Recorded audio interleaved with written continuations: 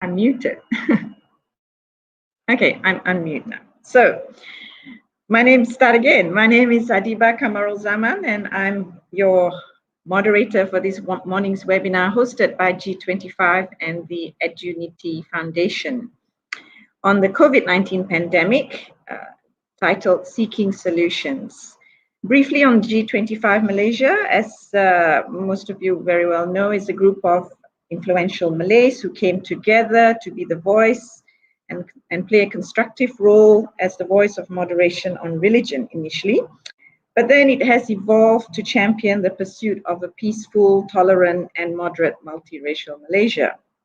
And since then, a similar foundation called the EdUnity Foundation was established to unite Malaysians through education by educating the public on campaigns and educational awareness on racial and religious tolerance, good governance, amongst others. So I'm very pleased to be hosting today's webinar by G25 and EdUnity Foundation on the topic of COVID-19 and its impact on prisons and refugees, and finding solutions for this very vulnerable population. Some of you may have joined us in the first of the series on January 13. That gave a general overview of the pandemic, its response, and its impact on Malaysia. And today the webinar will focus on a highly vulnerable population, the prisons and refugees. When COVID-19 began more than 14 months ago, I think many of you would have heard the phrase, "we're in the same storm, but not in the same boat." And I think that phrase very aptly describes what is currently happening when it comes to members of the population that are impacted much more than all of us through this COVID pandemic.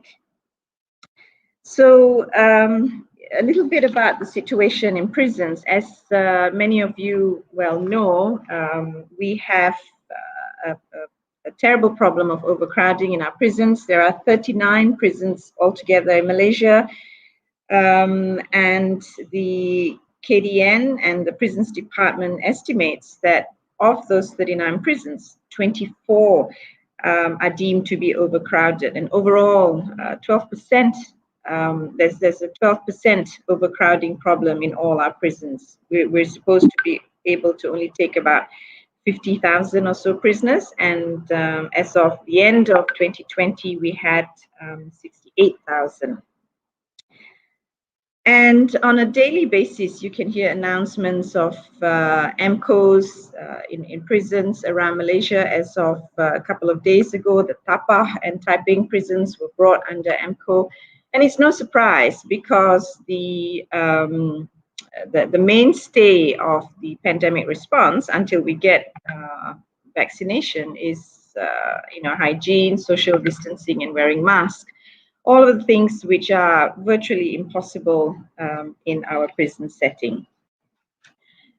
Even before the COVID-19 pandemic, I have been working in Kajang Prison for, when I say working, I've been doing research in Kajang Prison for more than 10 years now. And one of the research that we did was to look at the problem of TB in prisons. And it came as a surprise to us when we got the results of a study looking at what is known as latent TB amongst prisoners in Kajang as well as in Kalanchepa.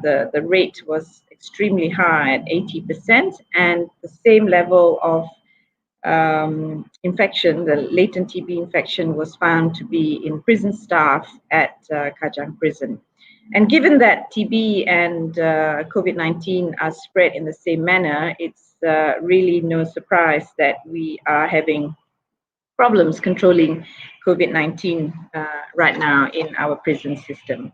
No doubt both Ministry of Health and Prisons Department as well as KDN have tried their best to segregate prisoners and who are infected, but it's our belief that this is not going to be enough. So what solutions are there to try and mitigate the transmission within prisons? And I think it will come as no surprise to all of you that the infection amongst prisoners is not going to stay amongst prisoners alone, because prison staff and their families are also affected, and we've seen that across prisons in Malaysia. So we are very fortunate this morning to have amongst our panelists, and I should say that today's panel is not just about prisoners alone. The other group that has been left behind in the response globally, not just here in Malaysia, is of course the refugees. And this morning we're very fortunate to have very knowledgeable and passionate speakers on the subjects of prisons and of prisoners and refugees, none other than our first speaker, who is YB Liu Ching Tong, a former Deputy Minister of Defense and current Senator of Dewan Negara. Our second speaker is Madam Sangeet Dio, who's a practicing criminal lawyer of 15 years, and she will speak on, what are some of the legal provisions that are already existing to help us overcome this challenge. And then our third speaker, who is Dr. Sushila, who's also, I'm sure, very well known to many of you, who's been with the UNHCR for 13 years and really knows the ins and outs of the issues facing our refugees in Malaysia. So with that, perhaps I can invite YB Liu who's been writing also quite extensively on this subject and has been raising the alarm bells since April last year, YB, on the issues of overcrowding and prison and what to expect in the COVID-19 pandemic. So over to you, YB. Thank you, Professor Adibal, Susila, Sangeet, and friends. Good morning to everyone. First of all, I would like to share with you a message sent to me by a friend who is a lawyer, and I'll just read that message to begin the discussion. My friend said, yesterday, quote, yesterday I apologized to a lady OKT, orang kena tangkap, for the system has failed her. She was arrested in March 2018 because of urine case, which is drug usage. Charged in April 2019 because it took 1 year to get the urine analysis result. And in August 2019, DNAA because no witnesses at the first trial date. And on the next day, she was charged again. She pleaded guilty before I could get to the court. And on conviction, she was sentenced to 5 years under Section 39C DDA, Dangerous Drug Act. I filed a revision. Due to the pandemic, the revision was heard a year later in August 2020. And because of technicality, the case was sent back for a retrial. And I wrote a representation for a review. Eventually she was offered a pendudukan pilihan, alternative charge, and sentenced to a maximum of 2 years. Yet she has been remanded for 35 months. I apologize in open court. Now, this is from a friend of mine, and when I read it, it pains me. I'm sure that Sangeet will have a lot more story to tell, and friends who are in the legal fraternity will know a lot more than what I know. But the point is, of course, we understand that there are certain charges which are non-billable. But there are many others who are billable offense. Maybe they just don't have money to pay bill, post bill. And there are also other circumstances like this one. Now, perhaps I would like to use this opportunity to appeal to friends in the legal fraternity, especially those in the judicial service, as well as those who are judges. Perhaps it's time to come together, that we need a whole of government approach, not only from various parts of the government, that they need to work together, but there is also a need for the court, the judiciary, to take into consideration the impact of COVID-19 and to start with a new paradigm. Now, I'm made to understand that out of the 68,000 to 72,000 prison population that we have, about 26,000 are remand prisoner, and that is a sizable number that we should look at. Our prison system can take 52,000 prisoner. That is the capacity that it is built for. And this is not taking into consideration the impact of COVID. But we have on any day between 68 to 72,000 prison population. This is a sizable number.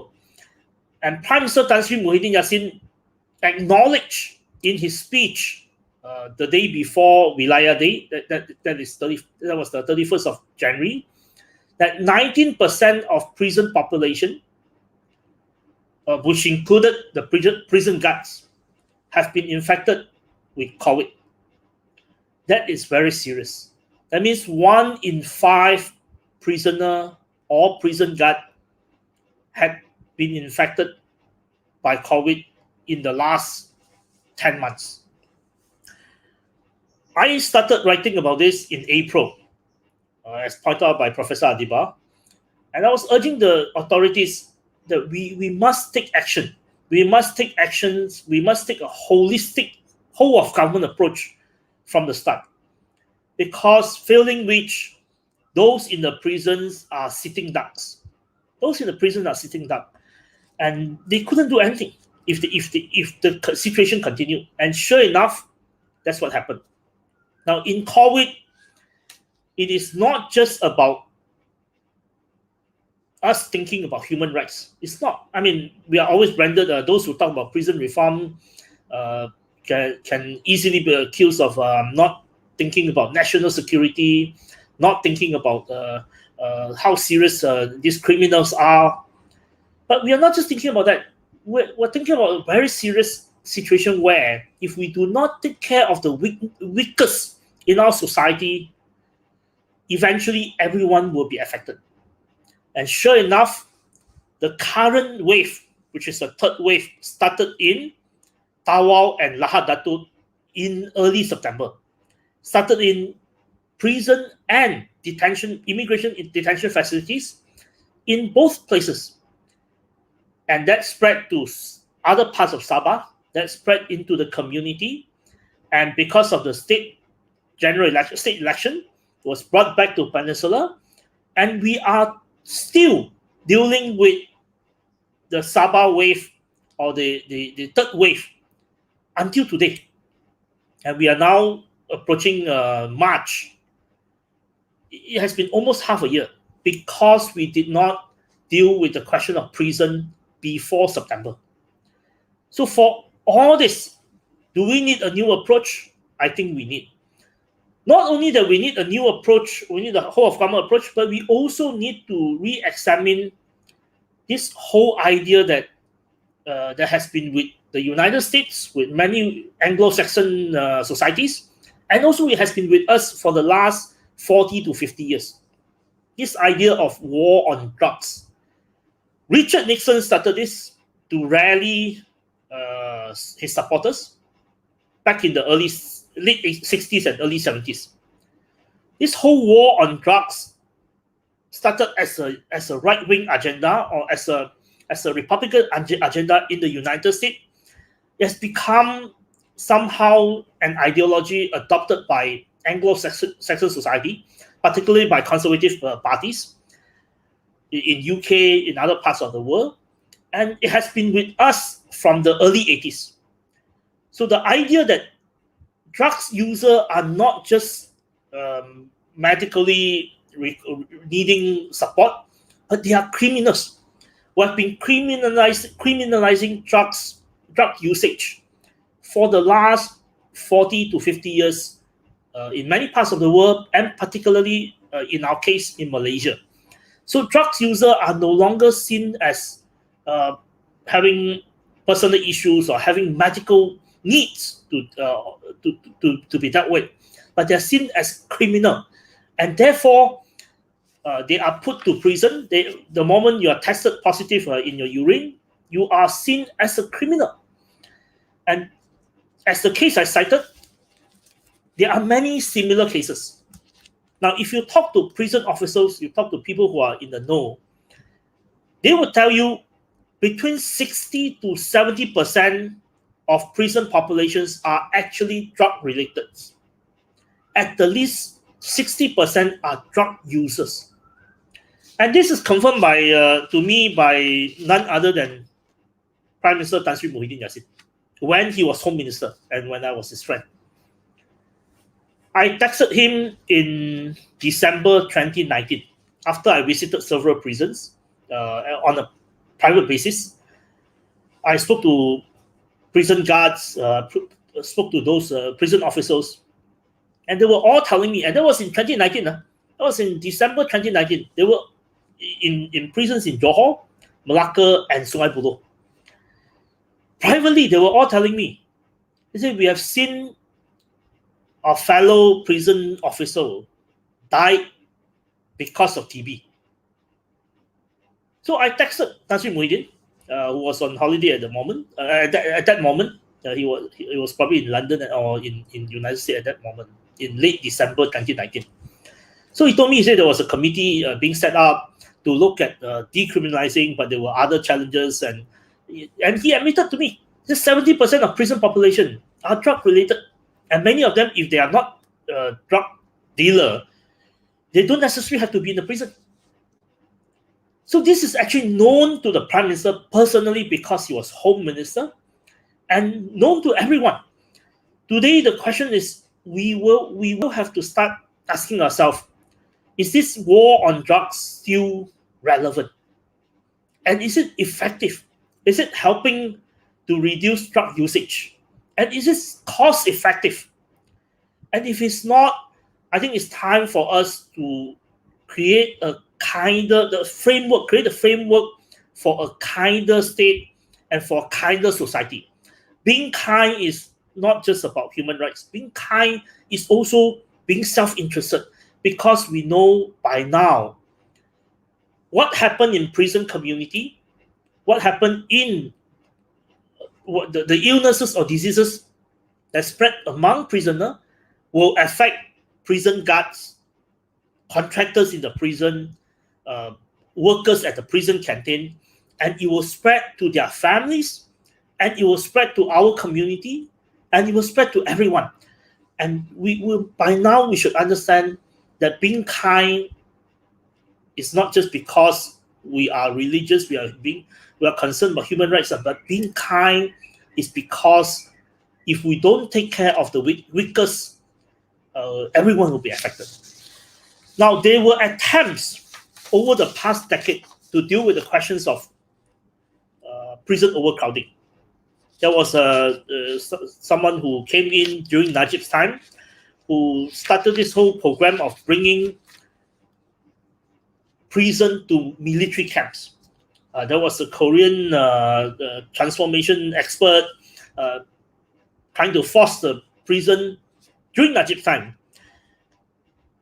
Force the military to take on prisoners and take care of them.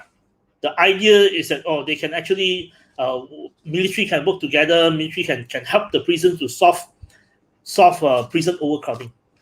Now, when I was at the Ministry of Defense, there were so many generals who complained to me.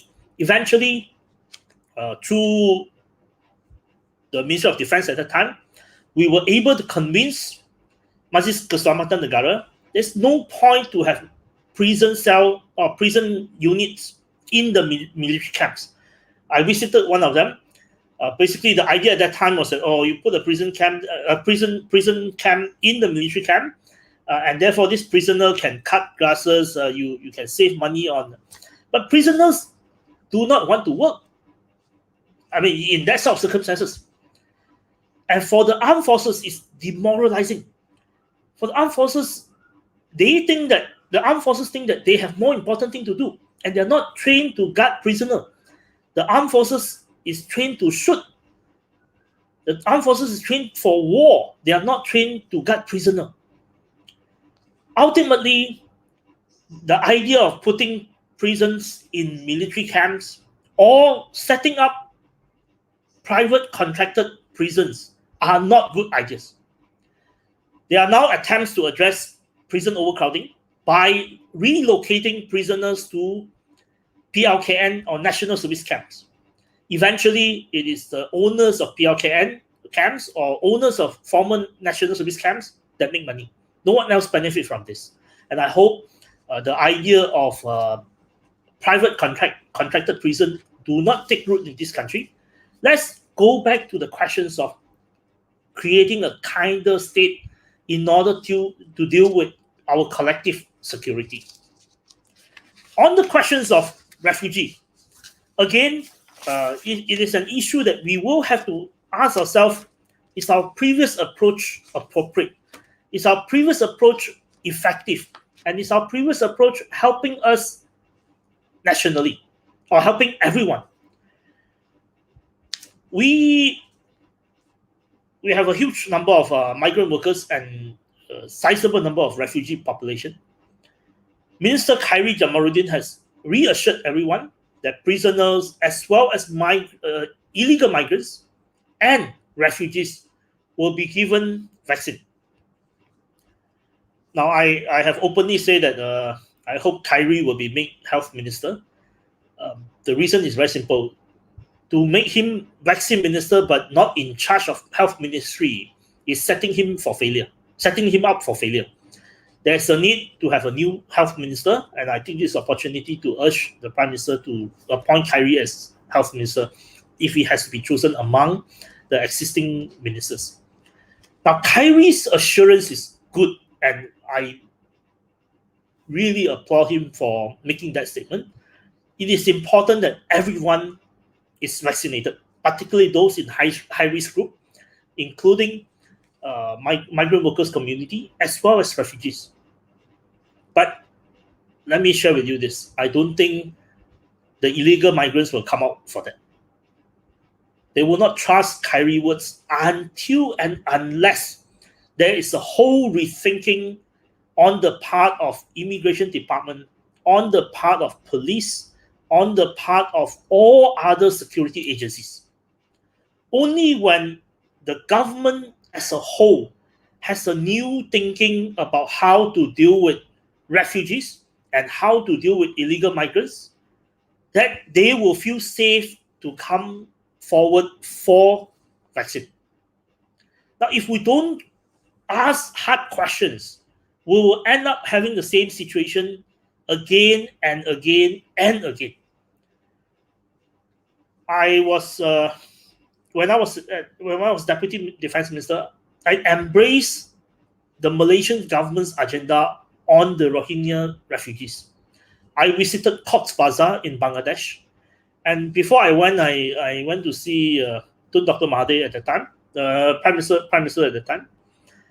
I told Tun, I say, we as a nation must try to help manage the Rohingya crisis in Bangladesh, as well as trying to manage it with Myanmar, so that the refugees do not end up in Langkawi, which is the constituency of Tun Dr. Mahathir. If we cannot see that this is a problem that we have to manage regionally, we will end up having them on our shore.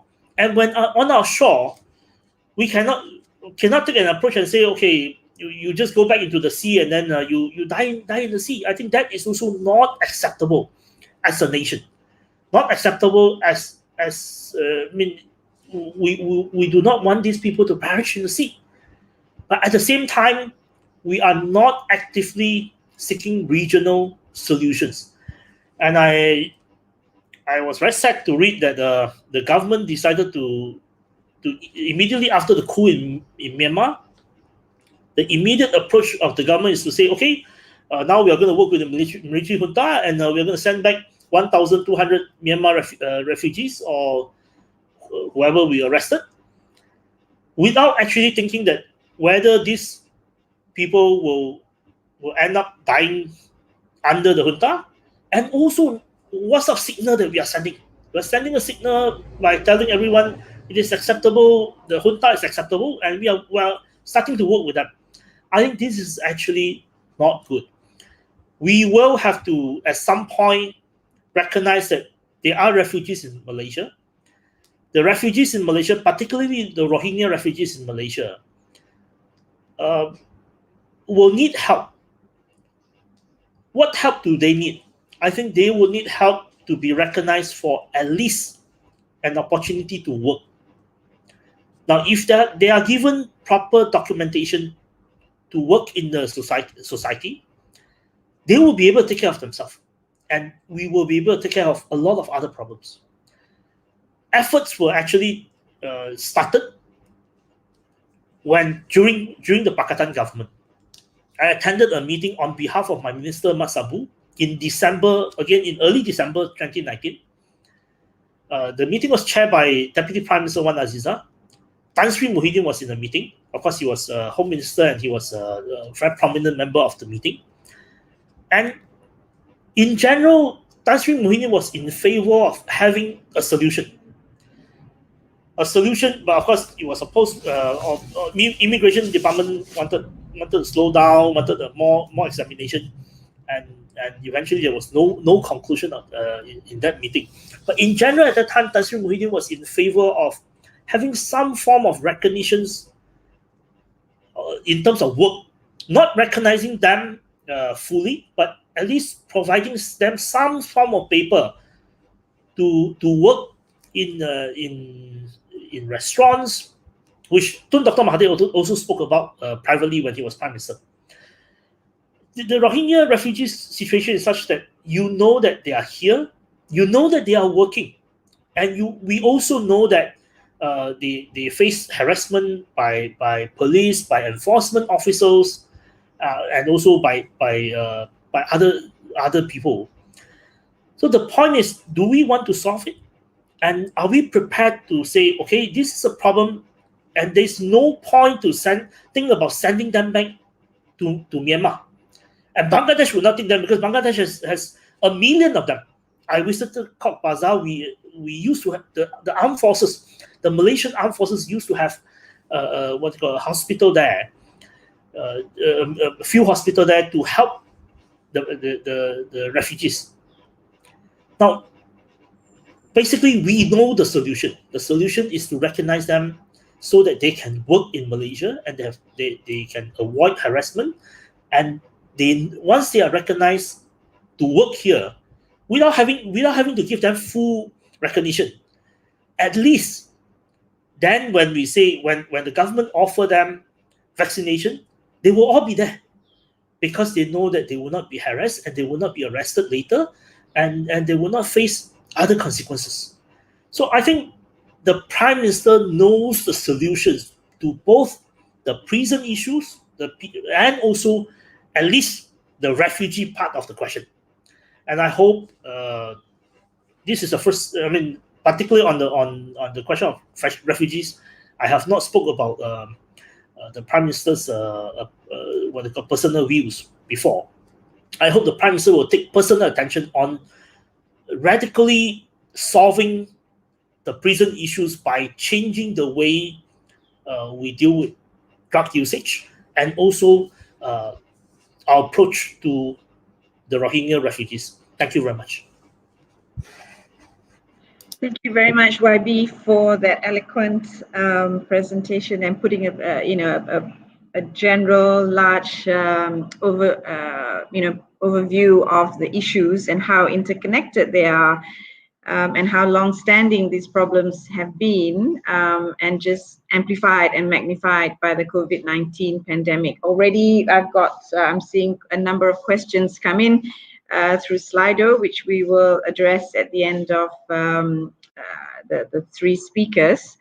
To speak more in detail about the situation in prison that YB started off by describing, I would like to invite Sangeet Dio, who, as mentioned, is a criminal lawyer and I'm sure has had many such experience defending those who've been found to be urine positive. So over to you, Sangeet.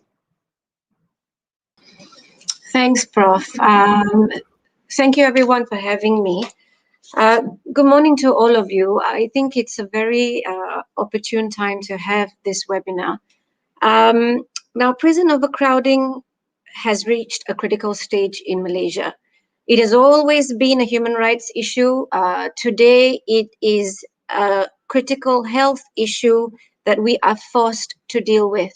Just following from what YB Liu said earlier, I have a very, I've had many encounters with similar situations where people have been in prison for drug use, and the system has taken them years just to overcome that. And particularly because of the COVID situation at the moment, there is, I have a situation at the moment where a client is in prison, but awaiting bail.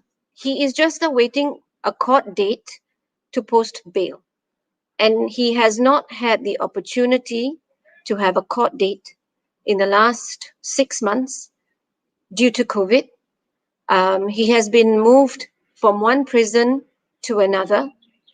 In the process of the quarantine procedure in prison now, between prison and court, he has gone to several different holding camps, and I recently learned that he's got COVID. So this is a problem. This is one example, and this man is simply waiting to post bail. The consequences are huge in terms of health. They are indeed sitting ducks. In fact, it amounts to a death sentence for inmates in prison who really have no option, no way to protect themselves as we all do outside. There is no real access to healthcare. They do not have, they are unable to implement SOPs. Overcrowding in this country, in fact, some prisons are almost at 200% over capacity. If I could just have a look at my first slide, there are a few, I think on this slide, if it is clear, the capacity of the prisons have been set out there. And I take the first one, for example, Alostar, capacity 900. Number of inmates, this is as at November last year. The number of inmates is 1,871. And the number of COVID-19 cases within inmates is 1,178. And within staff was 362. This is just one example of one prison in this country. You have Pokok Sena, which is 148% over capacity. Penang prisons, more than 200% over capacity. Taiping, 200% over capacity. These are just a few. In view of that, it is absolutely impossible, it is unrealistic to have SOPs conducted within prisons.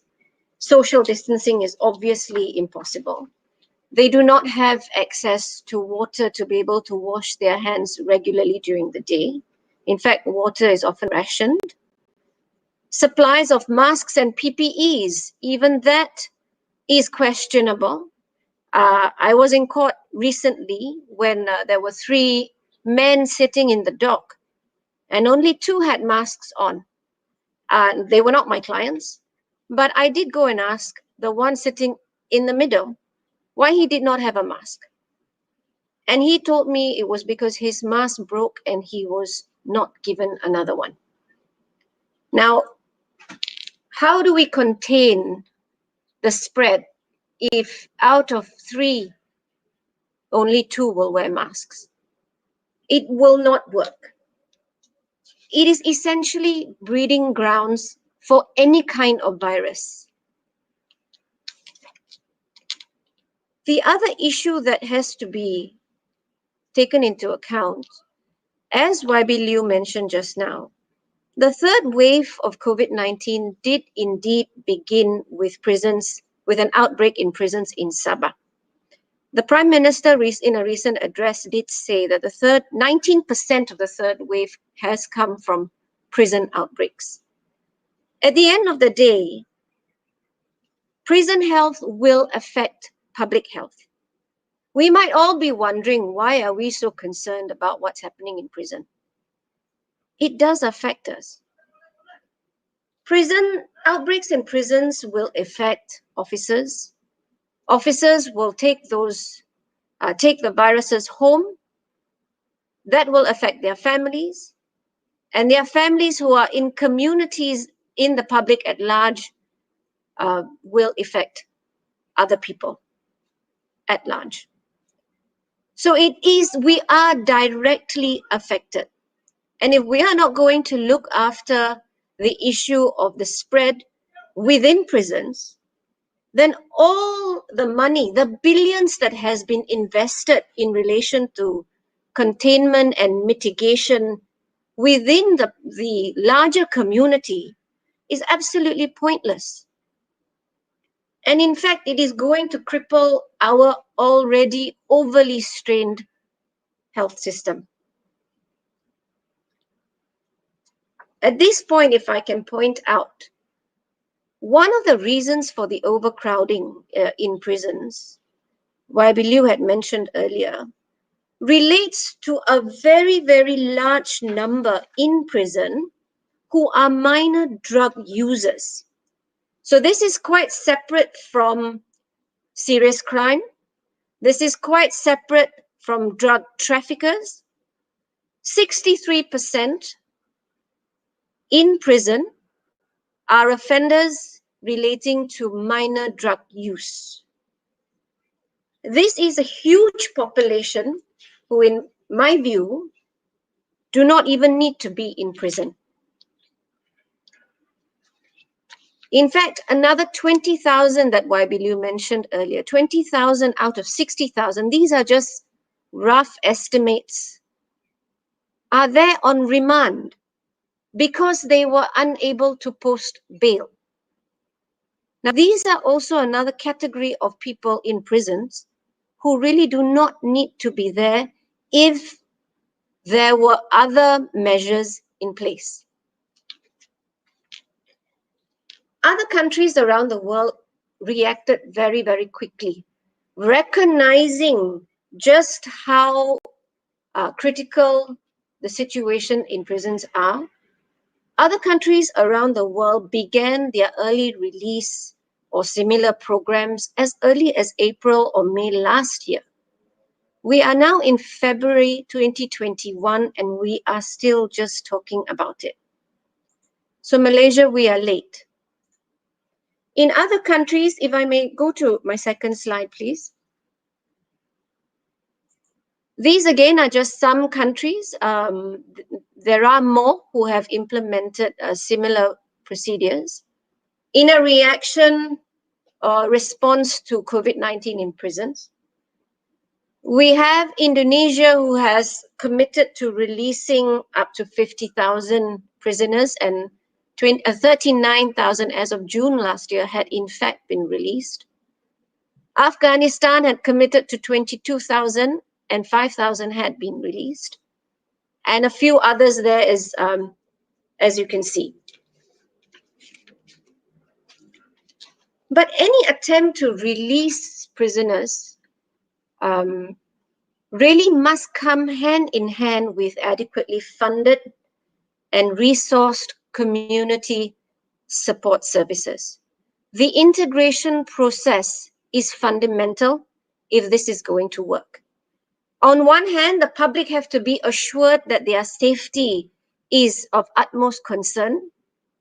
On the other hand, those who are released cannot just be allowed to fend for themselves. We have to consider very seriously reintegration methods, and this has to be part of the larger considerations for the government. Now, when I talked about early release in other countries, in fact, our own DG of prisons last year had acknowledged the overcrowding in our prisons. and in fact had identified, it was reported, had identified that about 11,000 prisoners had been identified for the early release program, which is provided for within our existing law. This is a method that allows the prison themselves to identify prisoners within an eligible category. And these are only prisoners from the minor offences category who are eligible for early release. So the DG of Prisons had in fact identified slightly over 11,000 for early release. However, in a meeting at the end of last year, the latest update that we had was of that 11,000, only 500 were released. And that is simply not enough. It cannot only be a prison's problem to figure out what this reintegration plan is for those who are on early release. There has to be a network of agencies, a coordination between government departments and agencies to make this work. And the prisons need support to make this work.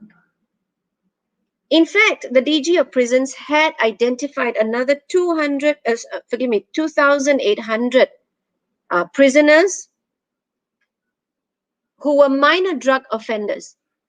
But unfortunately, the solution that was proposed at the time was to move them to other facilities. And that, I would say respectfully, that is not a solution. Creating other places of detention or other prisons is simply not the answer, because you are replicating the problem in other areas. You are creating the opportunity for clusters in more areas, and that is not the answer.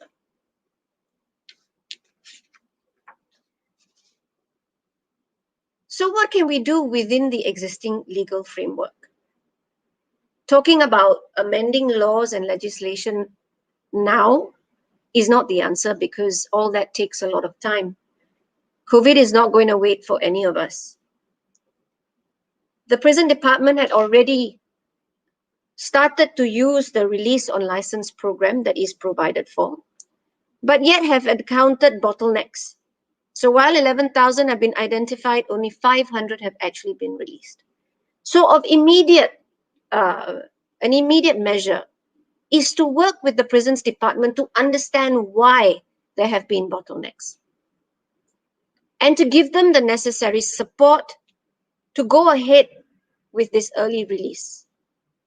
And in fact, more offenders or prisoners can be identified, who are eligible, of course, can be identified to be released early on license. There is also the prison parole system that is already in place, and this involves the prison's parole board. Could I go on to the next slide, please?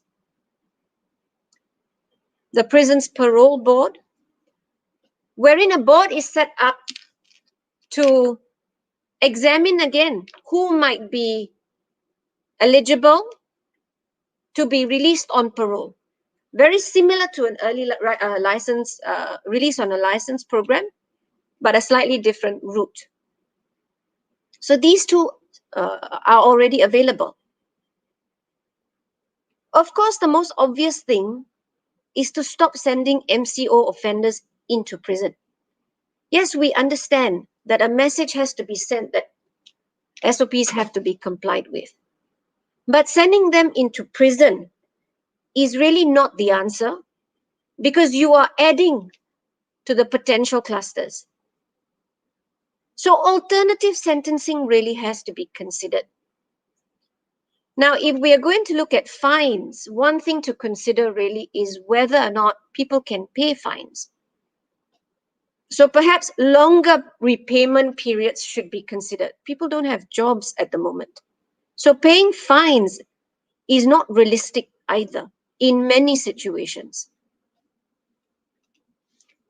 Community service is something that should be considered. bonds of good behavior. These are all alternative measures that are already available within our law.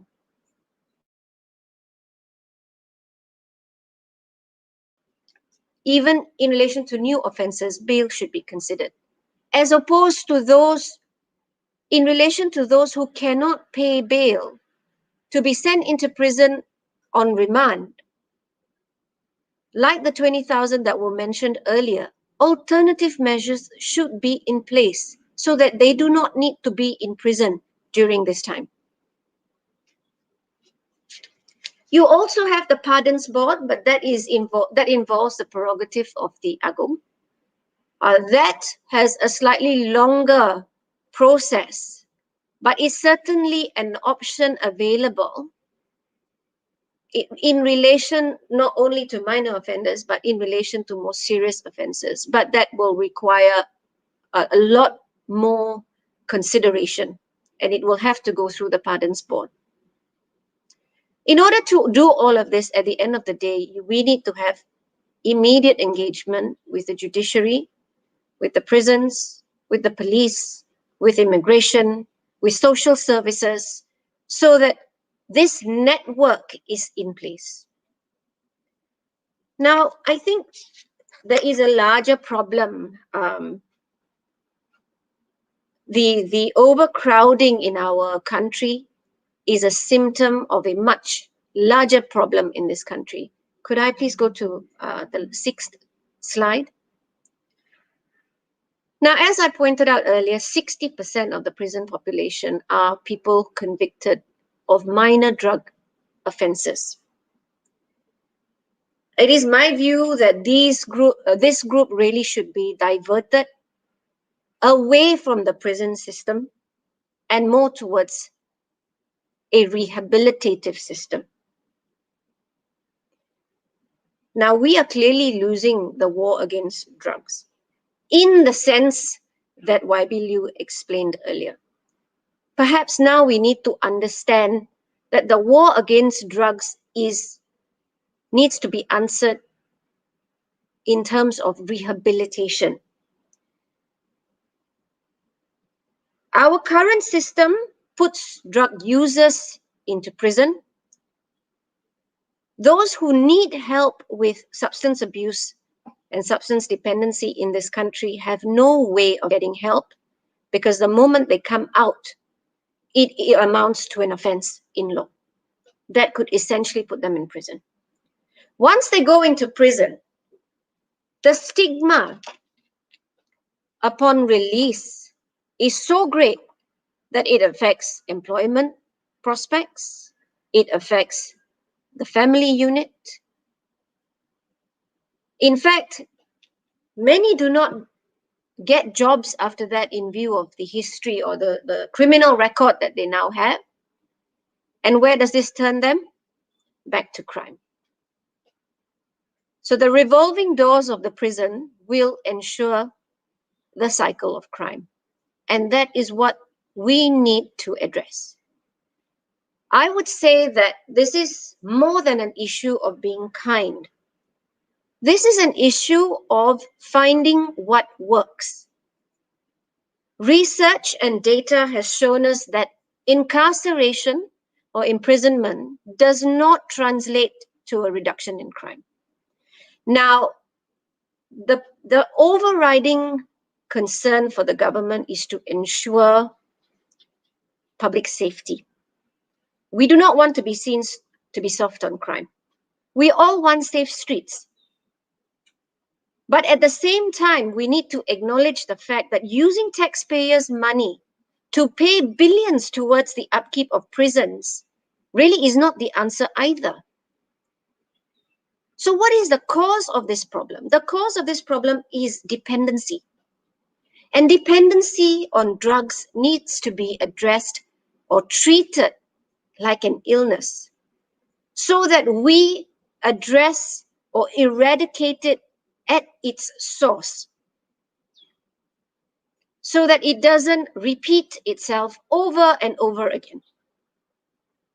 And once the drug problem in this country is addressed in that way, I believe in the long run, we have a safer community, and this, in the long run, reduces crime rates all around the country and therefore guarantees public safety. So it is time that we look at a health-based approach to harm reduction. We did have some headway in a few years ago, but unfortunately, this does not seem to be a priority. For as long as drug use is a criminal offense, drug users are not going to step up and ask for help. Our government had proposed last year to table the Drug and Substance Abuse Act, which was supposed to focus more on rehabilitation, yet nothing has happened. It has not been tabled, and we have no news of it. So I really urge the government to consider this as an immediate priority to address the bigger issues in this country that are leading to the overcrowding of our prisons. I think that's about all from me. Thank you.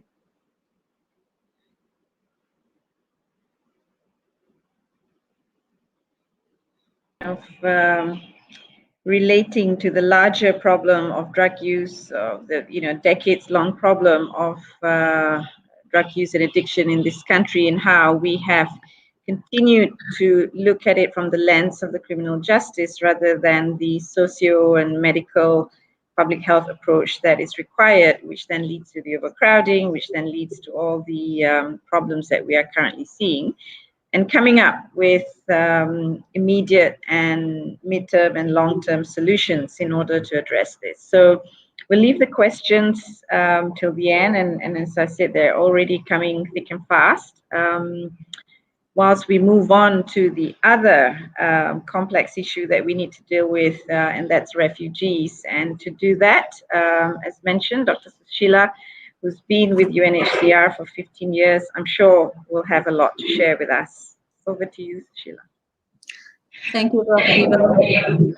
Thank you very much for having me on this webinar today and giving us the opportunity to share a little bit about the situation of refugees in Malaysia. Yeah, the slides, please. Huda.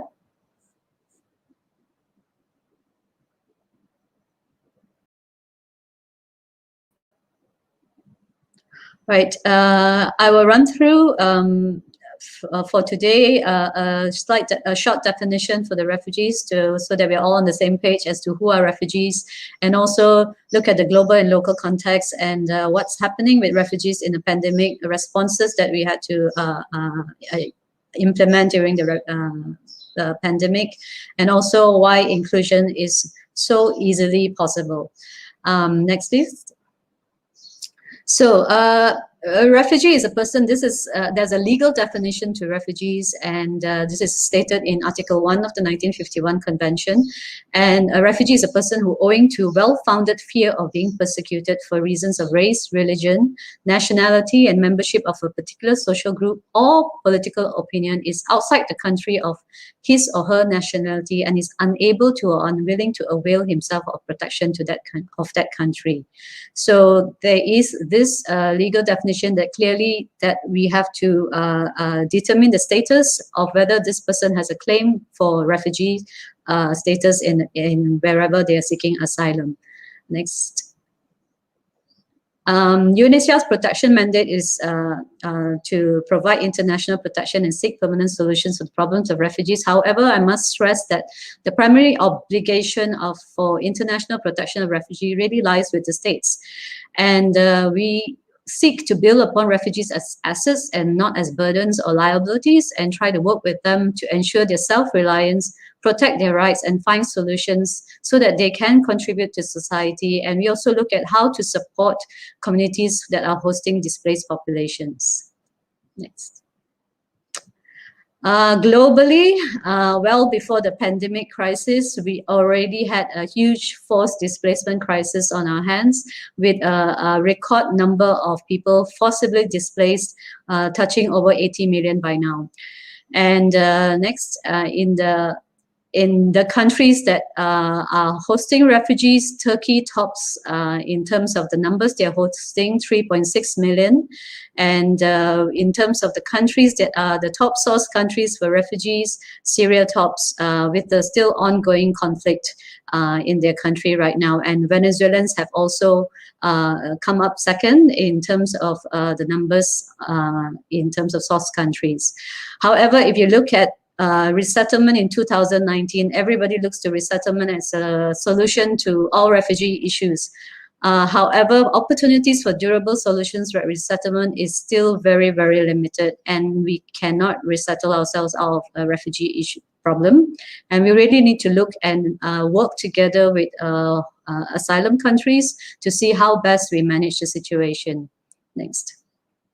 In Malaysia, we have 32.7 million citizens. These are all statistics from the Department of Statistics. And we have close to 3 million non-citizens, probably more because undocumented may not be recorded there, but refugees make up a small sliver of that pie, around 178,000 people.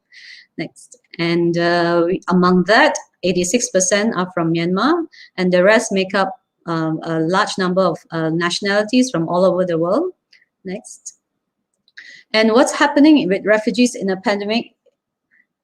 And so we see here that it's not just a health crisis that they're facing. Just like everybody else, they are put into a difficult socio-economic crisis as well. And on top of that, a protection crisis. Next. As we all know, they are living in very difficult conditions. It's very difficult for them to access even hygiene items, to be able to afford the kind of hygiene items we all take for granted, to have access to masks, and to even go to health services. It is further compromised now due to the lack of income and the added fear of the ongoing raids and detention. There's also the fact that, you know, anyone who has not yet been recognized as a refugee yet, but may still be an asylum seeker, may lack the documentation, and this may put them at risk of detention and deportation as well. And on top of that, like everybody else, they already have quite a substantial amount of fear and anxiety and stress in living in a difficult protection environment. And on top of that, with the movement control orders and the current fears of the pandemic, there's added mental health and psychosocial impacts as well. Next.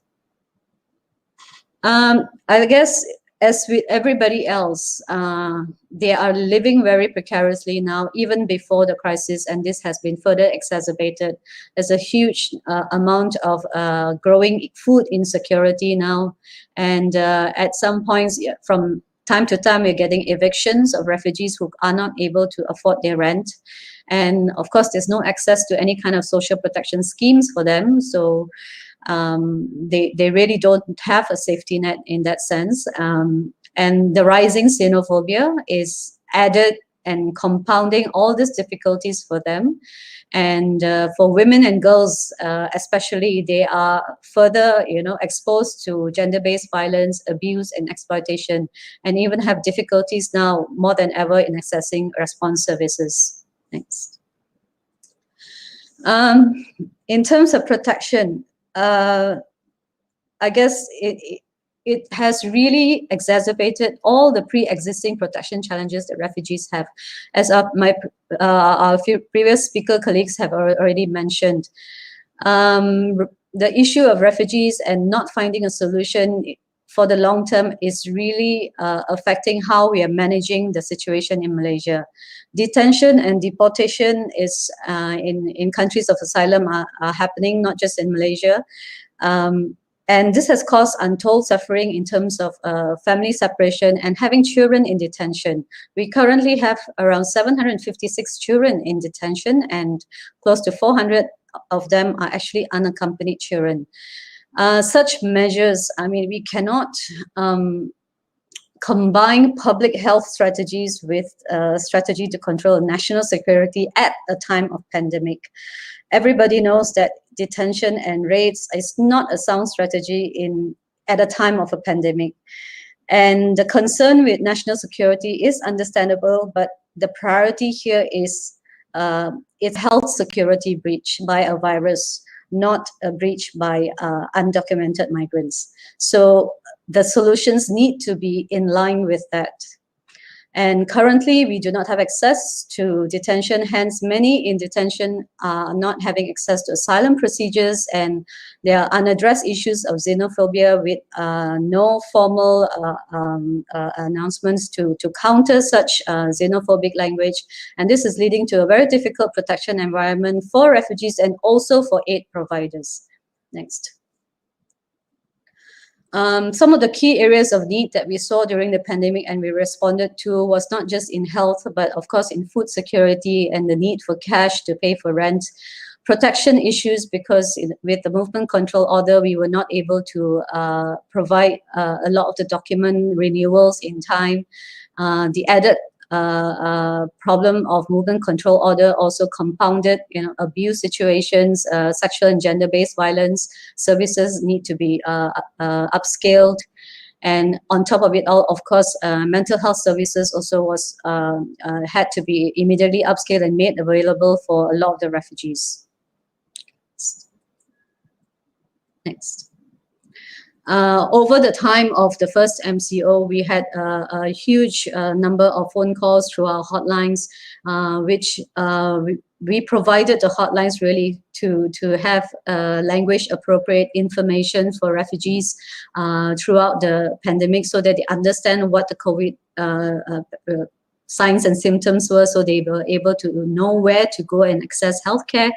However, this turned into a hotline to ask for food, because there was this huge need for food at that time, since they all lost their daily work.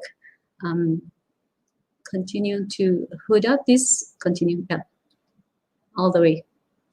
So we responded with very little resources. We could not reach out to all the refugees, but thankfully, we had the support of a lot of NGOs, individuals, caring Malaysians who came around and rallied and assisted us in reaching out to refugees around the country, reaching out to over 25,000 households, and providing all the support that they need. I'm sure there's still many who fell through the cracks. However, here I would like to record our thanks also to all these NGOs who have supported us. Next. I think coming back to inclusion, Senator YB Liu has already alluded to the fact that it's the same situation over and over again. And how do we resolve it? Do we want to solve it? There are solutions, there are good practices, there are measures that we can implement almost immediately. And many countries have already moved in that direction in putting COVID first and control of the pandemic first, and looking to see how they can work better to control the weakest link, as YB Liu also alluded to. I guess the strongest public health chain is still as strong as the weakest link in that chain, and we need to care for the most marginalized in the community to ensure that link is strong. Next. I draw your attention now to some of the countries that have gone, to very commendable ways in actually putting the control of the pandemic first. In Portugal, they reached out to provide temporary residence to immigrants and asylum seekers to ensure that everybody who's vulnerable have access to services. Next. And recently also in Thailand, they provided work permits to undocumented migrants as a way to curb COVID-19, to ensure they are not hidden and they are not going underground, so that they come forward and be known and be able to seek treatment. Next. And recently, just last week, Colombia regularized 1.7 million Venezuelan refugees and migrants and granted them temporary protection status for 10 years. And quoting the president there, we have to take actions, and those actions cannot be based on fear or rejection, but on fraternity. Next. And yeah, go on. Regularization and providing jobs is the first step really to actually ensuring that we have a step towards sustainable solutions. And we don't want to continue to provide, humanitarian assistance with the limited resources and constraints on resources that everybody is facing now. There needs to be decreased dependency on humanitarian assistance so that everybody can contribute to the post-pandemic recovery period, which is going to be soon if we get out of this third wave. Next. And some of the solutions that I've mentioned in terms of granting temporary status can then be also aligned with more sustainable access to healthcare. We all talk about universal access to healthcare. However, in practice, most of the marginalized in Malaysia and non-citizens in Malaysia still face a lot of challenges in affording healthcare at the public sector. And how do we go about actually providing this access to ensure that these links are strengthened? Next. Here, I'd like to also draw your attention to some of the countries that have already provided inclusive healthcare for refugees way before the pandemic started.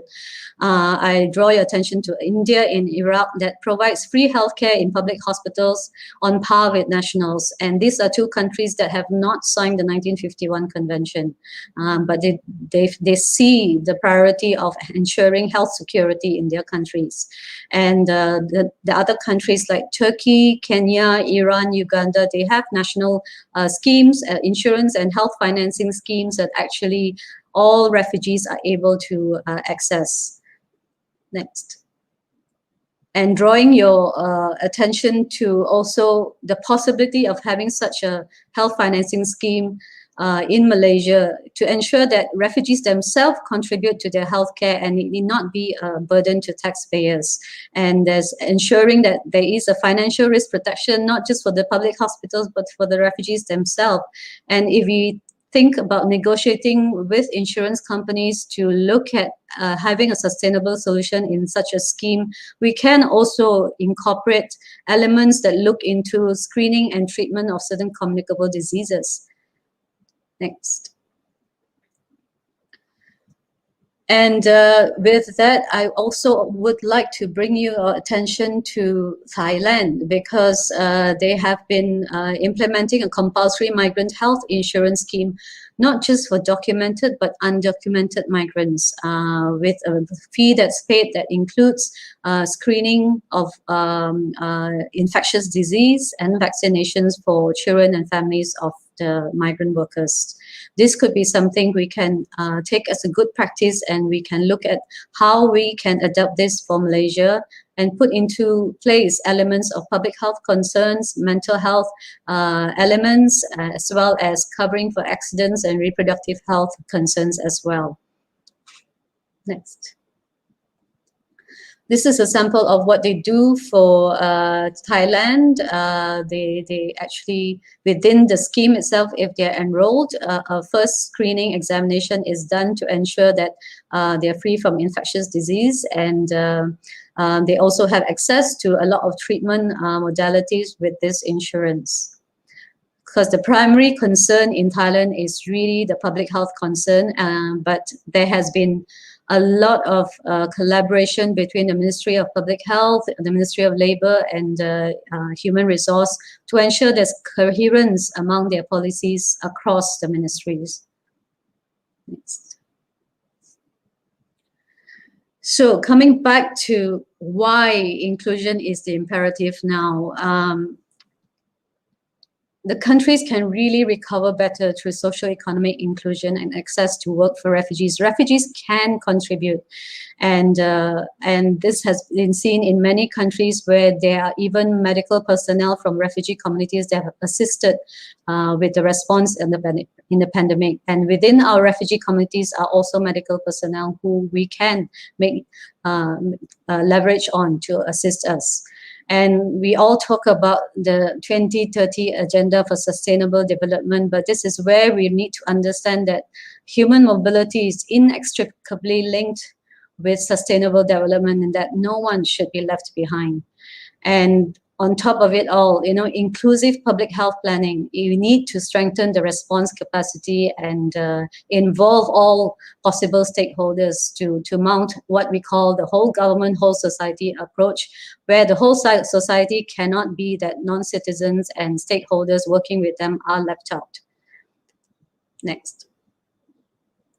So strengthening the response, I think in terms of pandemic preparedness in the response planning in future and right now, I think as again Senator YB Liu has also mentioned, we need to be kinder in our approach.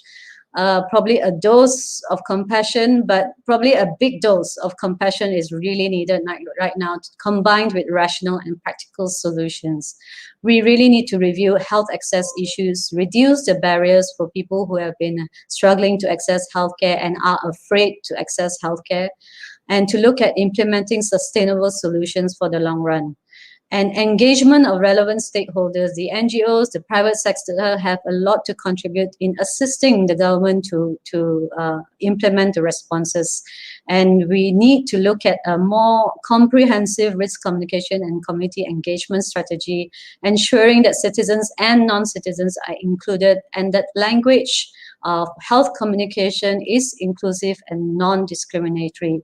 We also need to look at improved coordination platforms so that we minimize duplication of resources. There's already very little resources going around.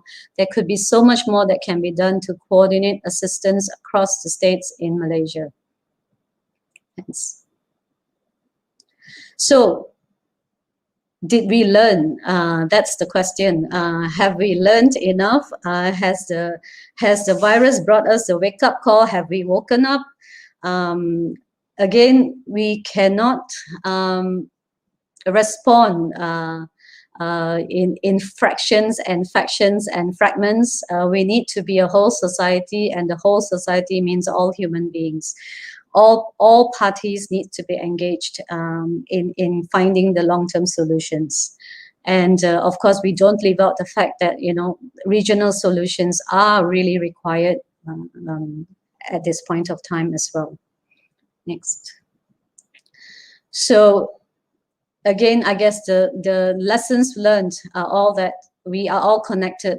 We have to approach this in solidarity, in leaving no one behind, and no one is safe until everyone is safe.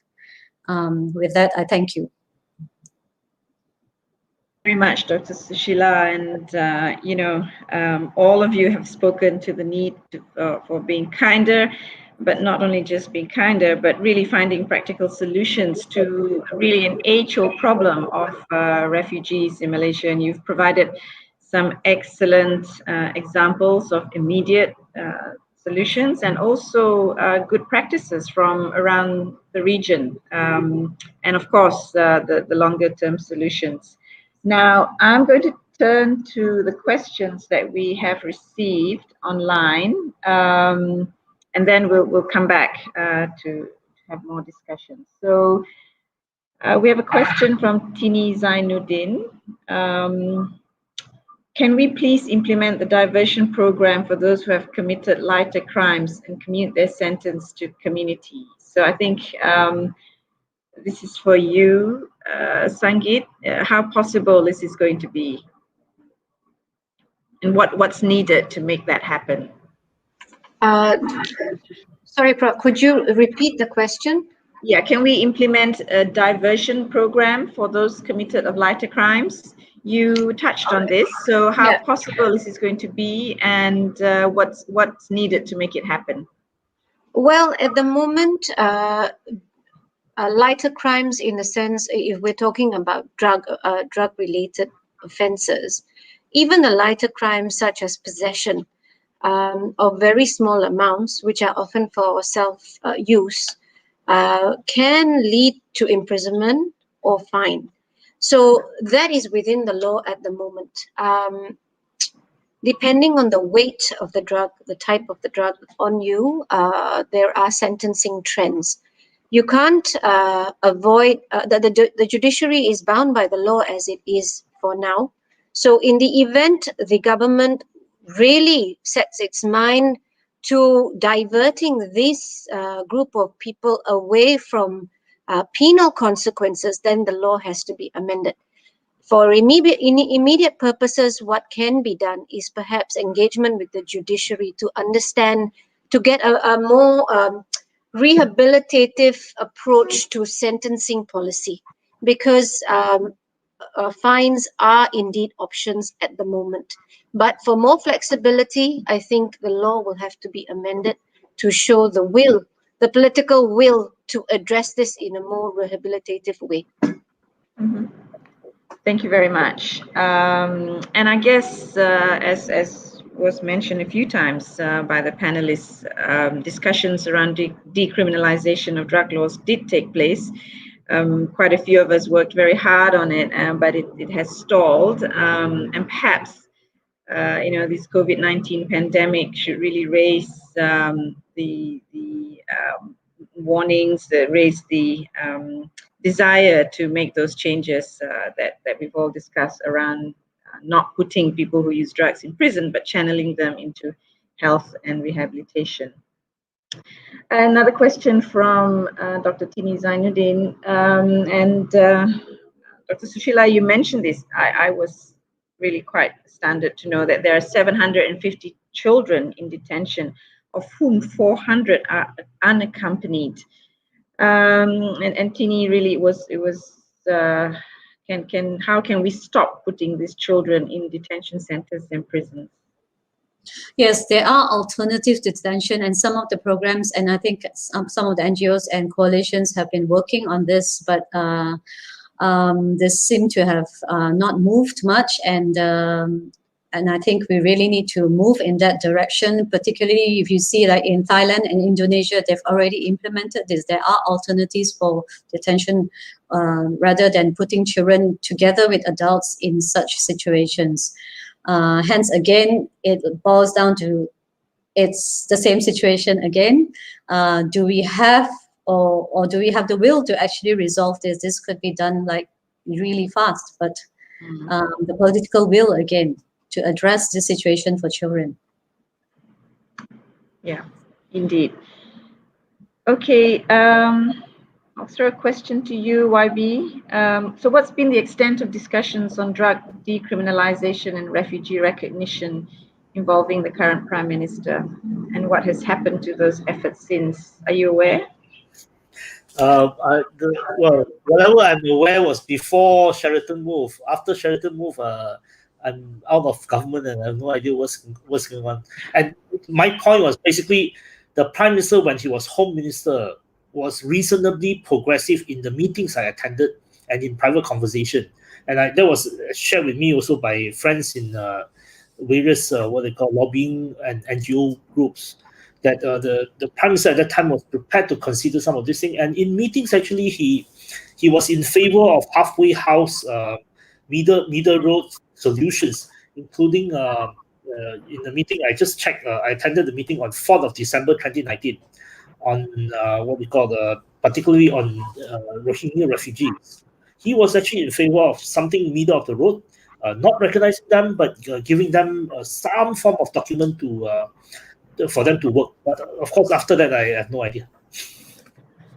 Okay, thank you. I guess there are a few questions around that. How possible is this going to be to adopt a kinder and gentler approach? So I suppose any of the panelists want to answer this.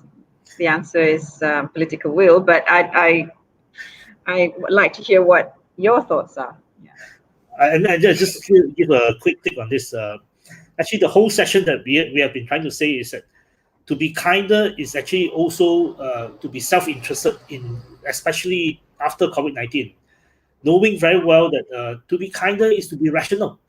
Whatever we have been doing over the years, it has been proven in US, elsewhere, that war on drugs by putting drug user in prison doesn't work, and it's time for us to take a rational approach and not to take what they call an approach that has been proven not working.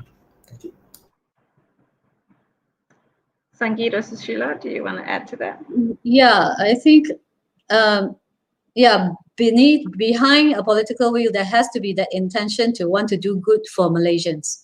And what do we need to put in as a priority for Malaysians? And if it means investing in systems that ensure that non-Malaysians are also taken care of, then we need to look at it. It's not that we cannot do it. It should be looked at with investment for Malaysians, not for and pouring money into non-citizens, and they can contribute as well. When we were running the insurance program, at some point 70% of the contributions came from refugees themselves. So this kind of solutions actually remove some of the burdens that are actually on the country and the taxpayers. So, and I think, and we looked at, what they say as insanity is doing same things over and over again, expecting that you will get a different result by doing the same thing over and over again. We need to take this as the greatest wake-up call and, start implementing something from a kinder perspective.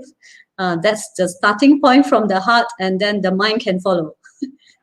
Kinder and but also at the same time, as YB keeps saying, it's not just all altruistic, but it's also out of self-interest, because we will not be able to control the pandemic unless we deal with these two populations. Exactly. Yeah. So further questions around refugees and migrants, Sheila. How do we avoid perpetuating damaging stereotypes against refugees and migrants, particularly in the mass and social media, which you touched on a lot on xenophobia? Yeah, unfortunately, I guess most people get their news from Facebook and WhatsApp, and it's quite difficult unless you have a strong groundswell of people who put more positive messages. The way this social media work with algorithms and stuff, all it takes is one group of people to perpetuate hate, and that's not being stopped and addressed, and that goes on. I think what we can do in our capacity in those, and for those working with refugees, is really to highlight what the contributions refugees can make. I think has been a lot of positive stories about how refugees have also assisted in making fabric masks, in reaching out to support health personnel in hospitals, providing food, cooking for them. So there are a lot of things that we can portray, the more positive side of refugees who have been able to contribute in their own small way and wanting to, contribute. So I think we need to focus more on the positive contributions, and that's not enough of that. Unfortunately, the moderate voices and the kinder voices have not been loud enough, and I think we need to rally people to highlight that a little bit more. Yeah. Mm-hmm. Can I just add to that? Please, go ahead. I think it has Please a lot jump to in, Sangeet, jump in if you too want to say something. Yeah. Thanks. Go ahead. I think it has also a lot to do with how the Malaysian government see itself in the eyes of the world, or see Malaysia's place in the world. Now, Malaysia took a very progressive move in 2017 when the Rohingya crisis happened. But of course, perhaps at that time it was also because of the political realignment between Najib and PAS that the Malaysian government moved very actively in championing the cause of the Rohingyas internationally. So there was a political context, but also the Malaysian state, since way back, has been championing some of these international issues, both partly because it is a Muslim issue, but it's also because we stand, as Malaysia, usually stand with the weak. So we had an international posture that we have consistently maintained. Now, when I was in government, I was particularly interested in the Rohingya issue because I thought that is something that Malaysia could contribute.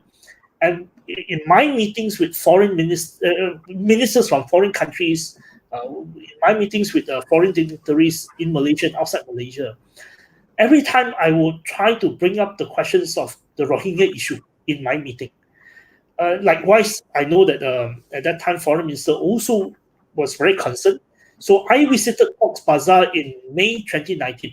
Saifuddin Abdullah, as Foreign Minister, visited in July 2019.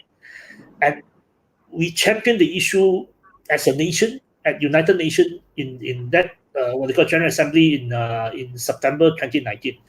So we were trying to build up a narrative for Malaysia to champion the Rohingya issues. I really regret that we suddenly turned against the Rohingya refugees on our own soil, and push this xenophobic line, especially in April and May. I really regretted it, especially for me who have visited Cox's Bazar. I wish that didn't happen, and I hope the government thinks about Malaysia's place in the world and how the world sees us and our role, what we can do for the world. And if we have that perspective, we will have to think about how to actually treat the refugees in Malaysia better so that they can contribute to our society and we can make an example out of it to tell the world that we actually have moral authority to speak on those issues and we are not hypocritical.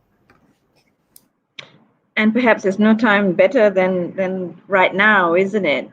Because as all of you have repeatedly pointed out, it's not just about posturing internationally. It's also about our own public health security and therefore internal security in general. So I guess all of us will need to make louder noise and kind of highlight the whys that these need to be done and need to be done now.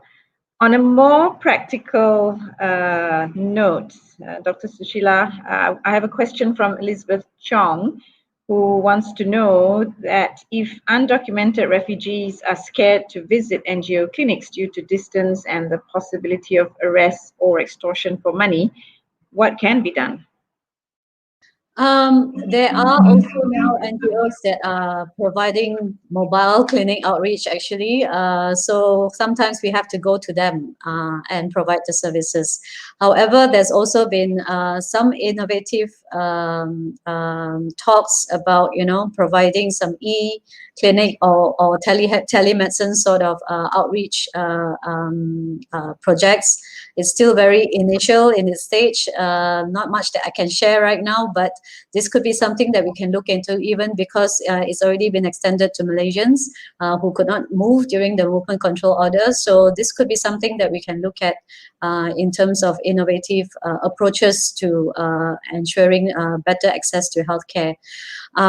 In terms of going further, I think, as the MCO phases out, then we can also resume some of the work that we need to do in actually scaling up our processing for some of the asylum procedures.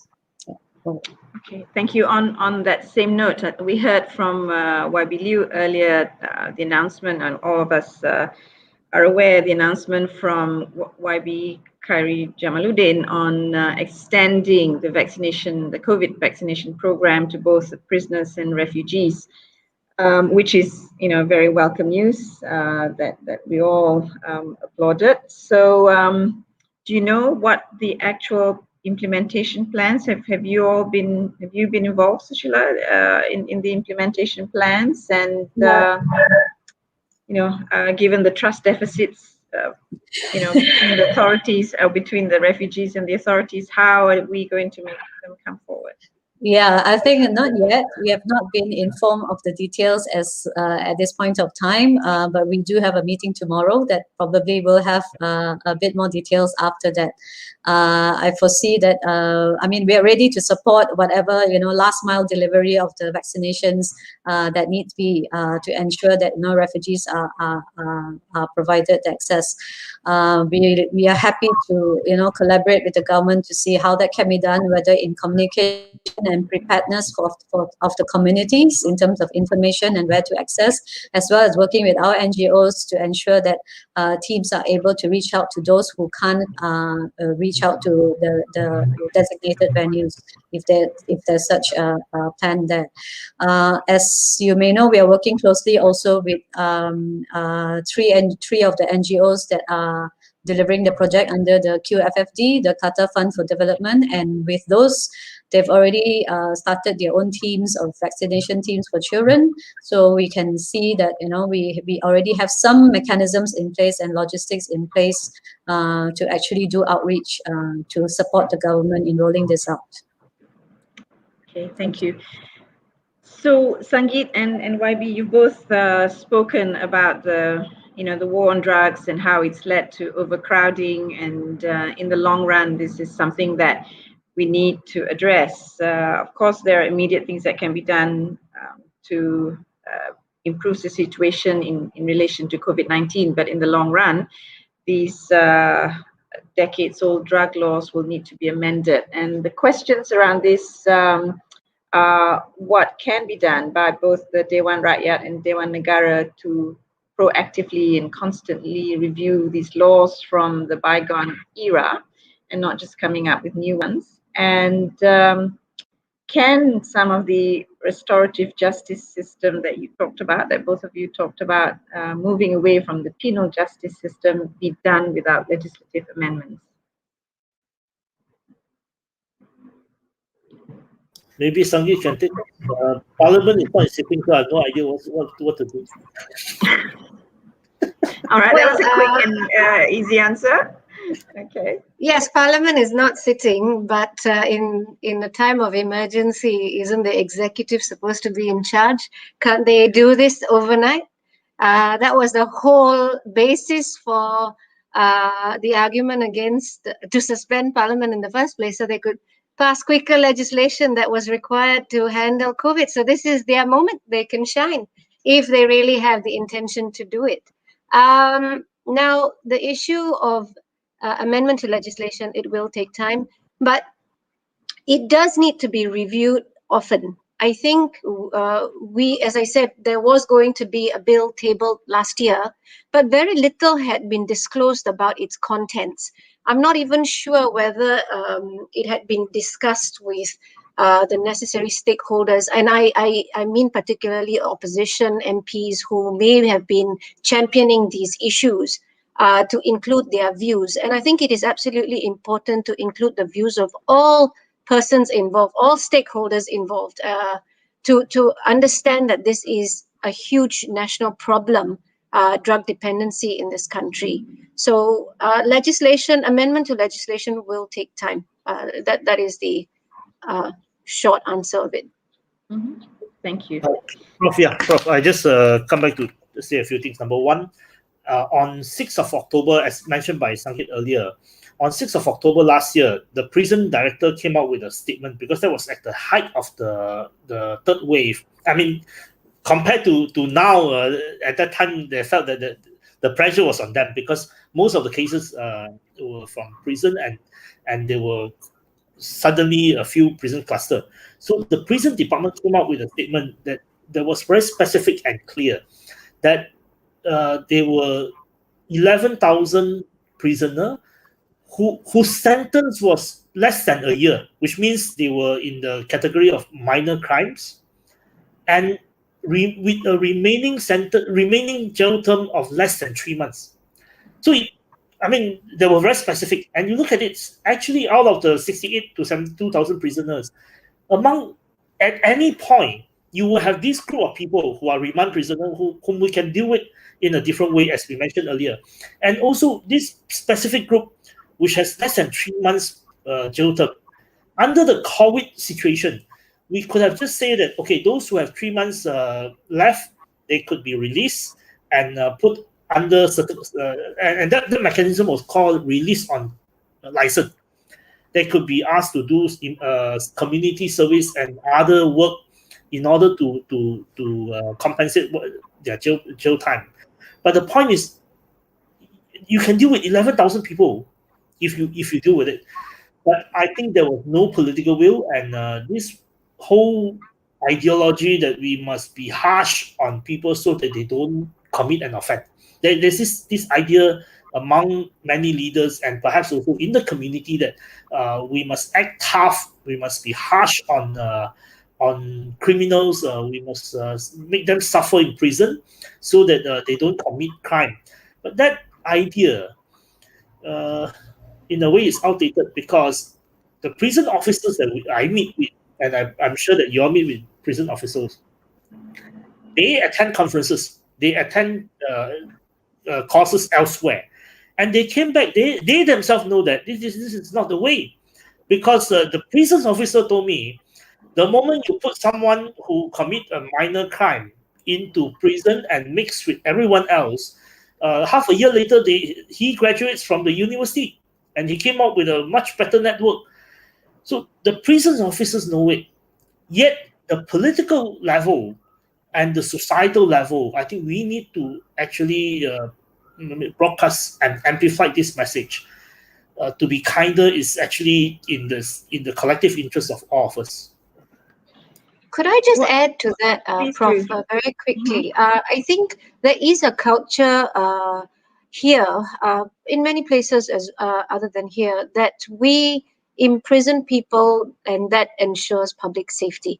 I think that is a very outdated mentality. And I understand that the government will have to grapple with issues like that, because you don't want the public thinking that you are being soft on crime and their safety is at risk. But I think here the government needs to understand that we have moved along and we have now discovered many other methods of addressing crime.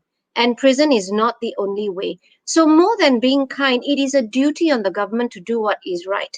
It may be easy to put them in prison. The taxpayers' money will pay for that. But that is not the answer in the long run. We want a community that is safe. We need to understand which is the biggest category of drug users in this country.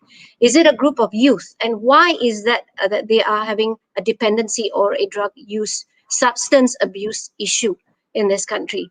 Locking them behind bars is not addressing the problem, and that is something the government needs to face up to now. Yeah.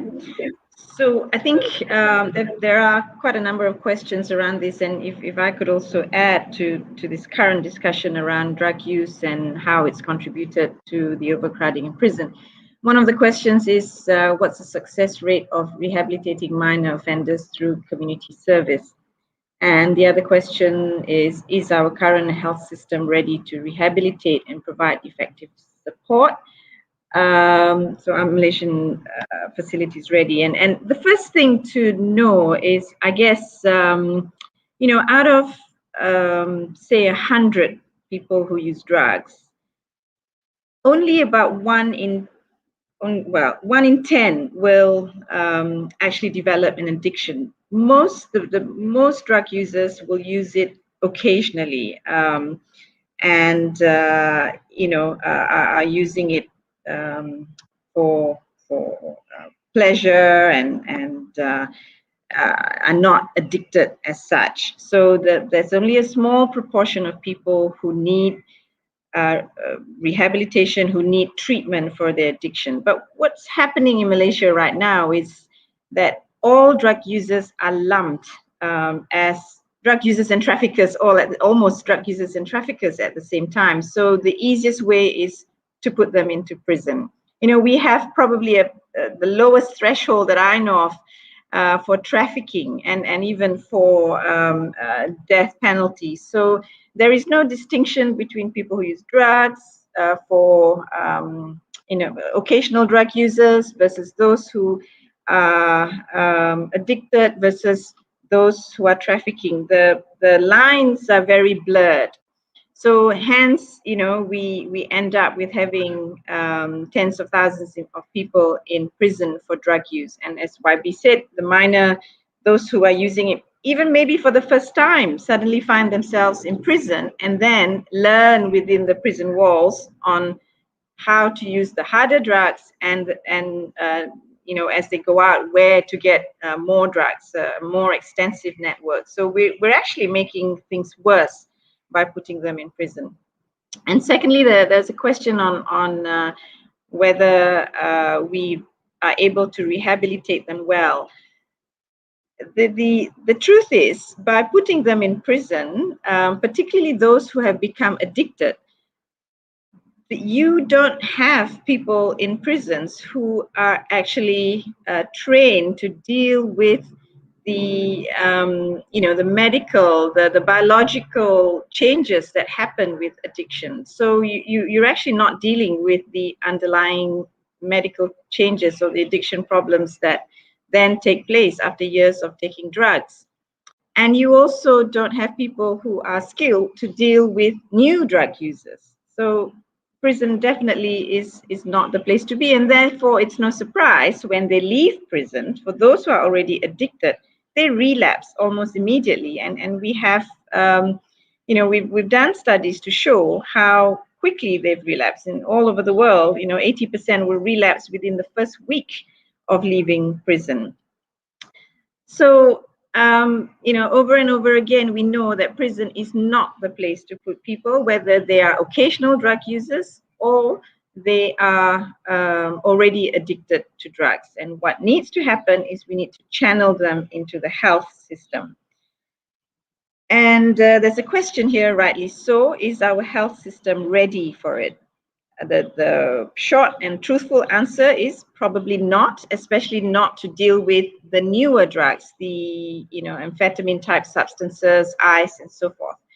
But we have proven ourselves we are able to do this if we have the right resource and we have the political will. And I'm referring to when we pivoted to the harm reduction program and scaled up methadone program for heroin users, and have successfully shown that we can do it. We reversed the HIV epidemic by doing that, by working together, Ministry of Health, private sector, and the NGOs. So it can be done if we put our minds to it, if we put our resources into it. And it's not a foreign example, it's a local example, how we reverse the HIV epidemic from 6,000 annually from people who inject drugs to now to less than 200 people a year by putting in evidence-based programs that have been proven to work. So it can be done. And finally, I think one of you touched on, we're not dealing with, when it comes to drug use, we're not dealing with the with why people young people go to drugs as well. It's a complex problem. There's issues of poverty, there's issues of dysfunctional families, abuse, poor education, peer pressure, etc., etc. And are we dealing with this adequately? And the answer is probably not as well. So we're pouring resources into building more and more prisons, into keeping 60% of people who do not belong in prison at cost of millions and millions of ringgit a year, when that resource can be better channeled into prevention programs for drug use and into doing things that have been shown to work, not just internationally but locally, and best practices. So I think that would be my comment for the 3 or 4 questions around, are we ready to to rehabilitate prisoners and to contribute towards this overcrowding in prisons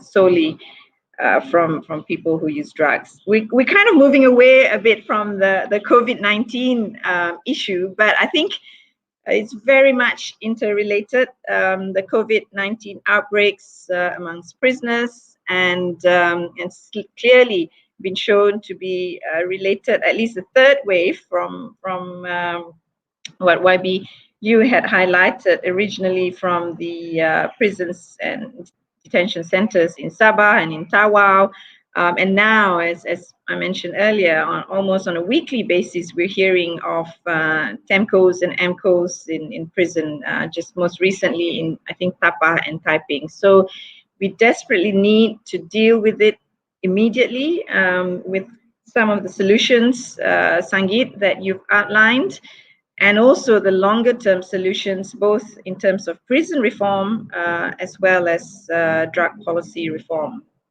And the issues of refugees, Dr. Sushila, it almost seems insurmountable, but you've provided excellent way forward and solutions. And really, I think, if there's any silver lining in the COVID-19 pandemic, it really has forced us to look at ourselves as individuals, as society, and to put on the spotlight on, how we deal with these difficult problems. And really, it's not just about being kinder, it's also about being selfish. If we really want to get out of this pandemic, we have to be kinder. We have to find immediate solutions that are there. Actually, those solutions are there. It doesn't even need, complicated legislative changes. There are many things that can be done immediately and quickly. But what it takes is collaboration and working together, NGOs, interagencies, civil societies, the judiciary, the police, which I must say I'm not seeing happen at the moment. And perhaps this is why we're in this spiral we're in, or going around in circles that we're in, because perhaps we're not talking to each other enough in trying to find solutions. Let me check if there are other questions from the public.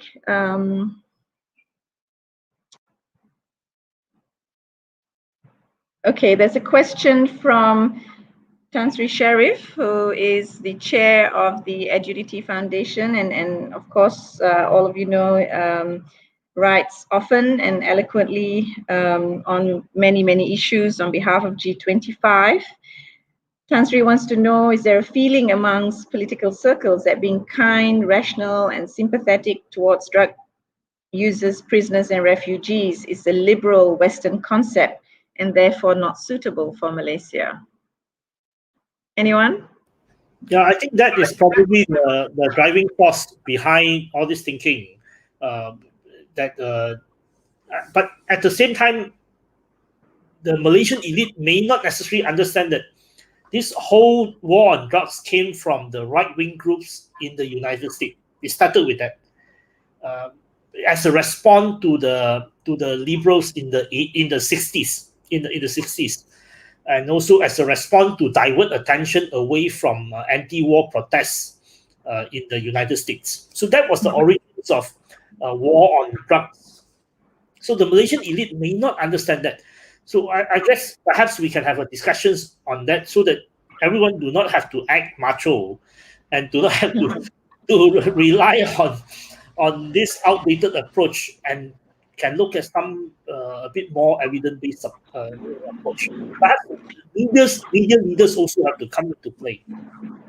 And if I may add, YB, actually the Nixon war on drugs was also a very racist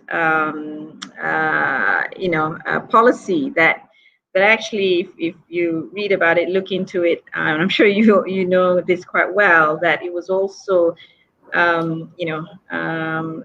somewhat racist policy that the United States till now is paying the price, with a disproportionate number of African Americans being in prison, and the US has the world's largest mass incarceration rate anywhere in the world. Now, paradoxically, although Malaysia has taken on this policy, and whether they were aware what was behind it or not, and the racist tone to it, we are actually, if we're having a nationalistic, Malays, looking after the Malay community, in actual fact, 90% of people who use drugs in prison are Malays. So, and on top of that, the poor Malays. So, we're actually punishing people for being poor by putting them in prison because they use drugs, and the majority of them are Malays. So a hard rethink and relook on this is very much needed. Yeah. Actually, interesting. Majority of them are Malays, and in fact, Nurul Izzah and Sheikh Sadiq tried, and the measures that tried were very popular. Sadiq, when he was Minister for Youth and Sport, he tried this yellow ribbon campaign by bringing prisoners to become workers for MRCB and some other companies. There were about 1,000 young prisoners who were involved. The prison officers are very happy with it because they were able to bring the young almost everyone Malay, bring them to work and give them skill and eventually see them into the workforce. The prison officers are happy about it. Izzah is also championing the similar program, which I thought also something that we should champion and we should actually talk more about. Just on that, if I may just add, this should really be looked at as part of the integration program. That must be considered as part of the package. Apart from giving them the skills necessary to reintegrate with society, I think it also restores in them the fundamental self-pride that they are able to contribute. And I think a lot of prisoners lose that once they are in prison. They lose the self-confidence. They feel quite worthless. And I think this is a great way to show them that really they can still contribute. And I think it's very important to the mental aspect of this when it comes to reintegration. Yeah, definitely, dignity and I believe elements of the Yellow Ribbon program, if not most of it, has been continued. And I know for a fact that the Prisons Department do a lot of job skilling and rehabilitation programs and linking them to industries in the hope of them being able to find jobs once they leave prison. What it points out to is that there really needs to be a bipartisan approach to all these things, and which leads me to a question from Andrew Koo. And I know both of you and myself, I guess, are members of this newly formed all parliamentarian parties that was formed by the President of the Senate and Deputy Speaker to look into issues of prison overcrowding. But yet the government is not prepared to move. Do we know why? Senator? I have no answer to that. I mean, we have a very as Prof. Adiba and Sangeet would know that this group is interesting. We have Azalina, we have Izzah, we have others who are Datuk Rohani, sorry. Former Minister of Senator Bali. Senator Gopari. So actually, it's a very interesting group, and I hope there will be more people on board, and there will be more such bipartisan groups. Because eventually, once we sit down and look at evidence, and in a cohesive committee group, we'll know that a lot of problems are not partisan, but actually can be resolved if we can put our head together. We had a meeting with the Home Minister on 15th of December. The Home Minister gave us briefing and promised that he will bring some of us to visit prisons and to find solutions. It has 2 months. I'm not sure what he is trying to do. I hope he will press on it. So far, I have not seen major activities. Okay. I do have a few more questions here, and perhaps this one I will direct to you, Dr. Sushila. We aren't doing enough for our own Malaysians like the Orang Asli. How can we take care of others when the government can't even take care of its own rakyat well? I'm sure you hear this all the time. All the time. Again, down to the fact that we can't leave everybody out, and it impacts on us in the end. We are all connected. We cannot say we are helping one in exclusion of others. We all need to work together. That's what the message is about. It's not asking the government to take care of everything. We all need to work together, to put our resources together, to coordinate assistance for everyone, to ensure that responses are, strengthened to address the pandemic. So it's not that we want one in replace of the other. It's everybody. Yes, there are indigenous and there are a lot of other marginalized urban poor as well in Malaysia that needs assistance and support. And we're not saying that we leave them out. We say keep everybody within the loop. And I think we have enough space in our hearts and minds to do that. And that's what we need to start, changing the mindset that we are not leaving anyone behind. Yeah. And, going back to what we've been saying over and over again, it's not just about being kinder, but also about being selfish, because in COVID-19, it doesn't choose who you are. And, like another cliche, nobody's safe until everybody's safe. So on that note, I think it's almost 12 now. We've had a really, really excellent discussion on two rather challenging and complex topic and populations that we have to deal with. The problems have been there for many, many decades. COVID-19 has just put a spotlight on it, amplified it, magnified it, and in many ways has forced us to deal with it.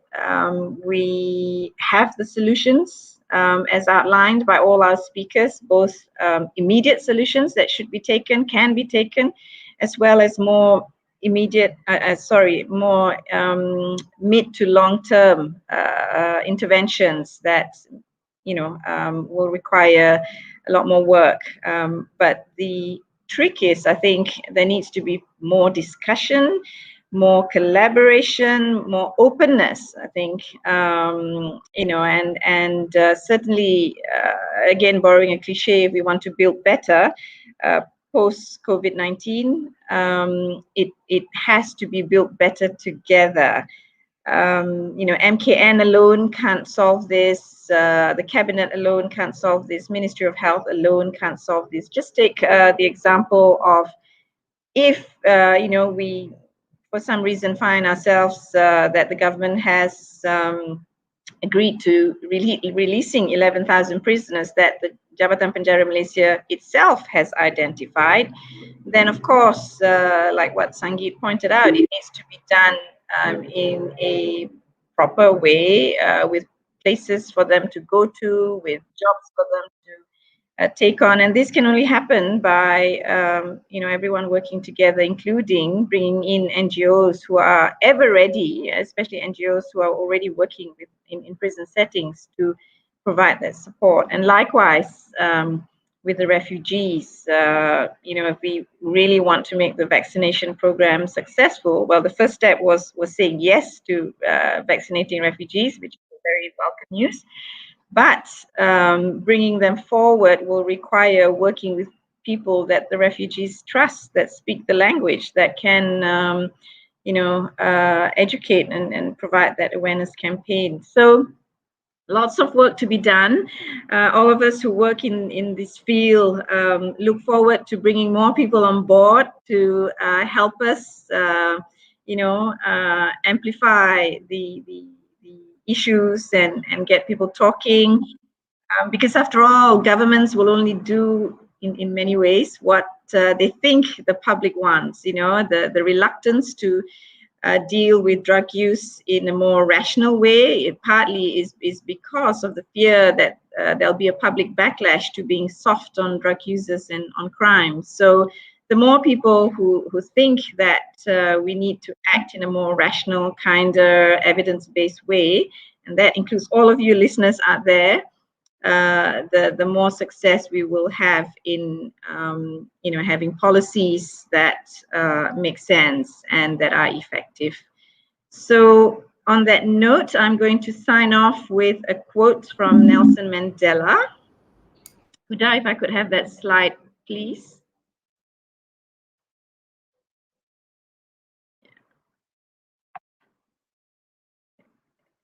Is that slide up? Maybe I could share it myself.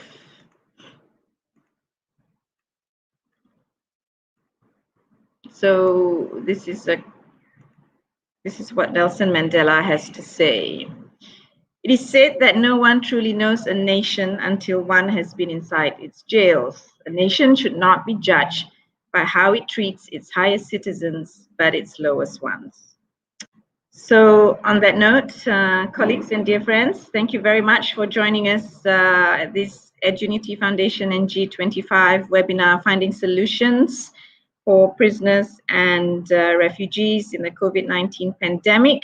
We hope to have many more seminars. The next one, I think, is slotted for the 26th of February, where we will discuss also a very urgent topic, which is dealing with migrant workers and the outbreaks, even larger outbreaks that we're seeing amongst migrant workers and the industries. So please join us in that webinar on the 26th of February. We've got a fantastic lineup of speakers who also, you know, like today, hopefully not just highlight the problems, but also discuss some potential solutions. And following that, another hot topic will be COVID-19 and how we can bring children back to school and students back to colleges and universities.